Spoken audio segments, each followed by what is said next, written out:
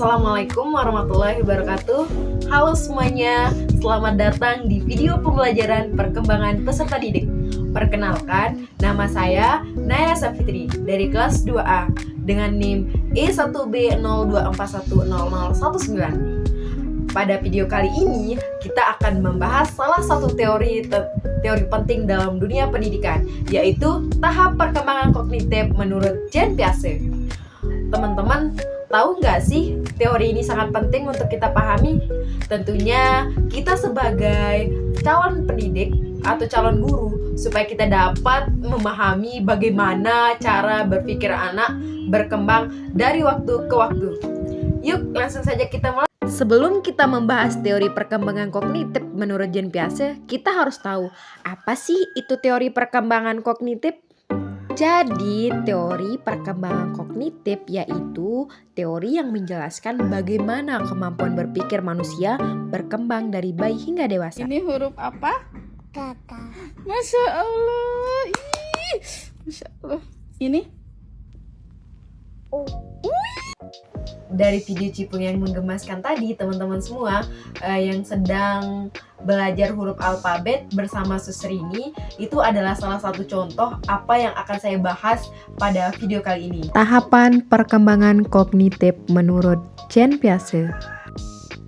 Jean Piaget merupakan seorang filsuf, ilmuwan, dan psikologi perkembangan. Ia lahir pada tanggal 9 September 1896 di Neuchâtel, Swiss. Ia terkenal dari hasil penelitiannya tentang anak-anak dan teori perkembangan kognitifnya. Nah, menurut Jean Piaget ada 4 tahapan yang harus dilalui ataupun dilewati oleh seorang anak untuk mencapai tingkat perkembangan proses berpikir formalnya. Tahap yang pertama adalah tahap sensori motor yang terjadi pada usia 0 sampai 2 tahun, di mana mereka menggunakan panca inderanya dan gerakan tubuh mereka untuk memahami dunia sekitarnya. Mereka juga berfokus pada apa yang mereka lihat, apa yang mereka lakukan, dan interaksi fisik yang terjadi dengan anak tersebut dengan lingkungannya. Kemudian tahap yang kedua yaitu tahap praoperasional yang terjadi pada usia 2-7 tahun, di mana seorang anak sudah bisa memikirkan berbagai hal yang secara simbolis. Mereka juga sudah mampu berbicara dengan menggunakan bahasa yang lebih baik, dan di tahap ini mereka sudah mengembangkan memori dan imajinasinya. Tahap yang ketiga yaitu tahap konkret yang terjadi pada usia 7-11 tahun.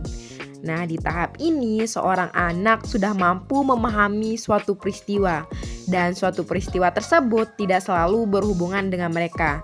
Dan pada tahap ini juga anak-anak sudah bisa memahami bahwa orang lain mempunyai sudut pandang yang berbeda-beda. Tahap yang terakhir yaitu tahap operasional formal yang terjadi pada umur 12 tahun ke atas, di mana seorang anak ini sudah mampu memikirkan berbagai hal secara sistematis, dan juga anak sudah mampu untuk mempertimbangkan sebuah kemungkinan atas suatu peristiwa. Lalu, apa sih kaitannya bermain dengan teori Piaget ini? Dalam teori Piaget ini dijelaskan bahwa bermain bukan hanya menjadi sumbang terhadap kognitif pada anak, akan tetapi berkaitan dengan kecerdasan seseorang. Nah, dari video Cipung tadi yang lagi belajar huruf alfabet bareng Mbak Sus tadi, itu juga menjadi salah satu contoh nih dari teori ini, dimana Cipung sedang bermain padahal dia lagi Nah, sebagai penutup nih, ada pertanyaan nih atau kuis buat teman-teman nih. Pertanyaannya yaitu, apakah semua anak harus melewati tahap-tahap itu secara berurutan? Nah, atau mungkinkah ada variasi setiap individu tersebut? Nah, yuk tuliskan pendapatmu di kolom komentar. Terima kasih sudah menyimak video ini sampai selesai teman-teman semua. Saya Naya Safitri, pamit undur diri. Wassalamualaikum warahmatullahi wabarakatuh.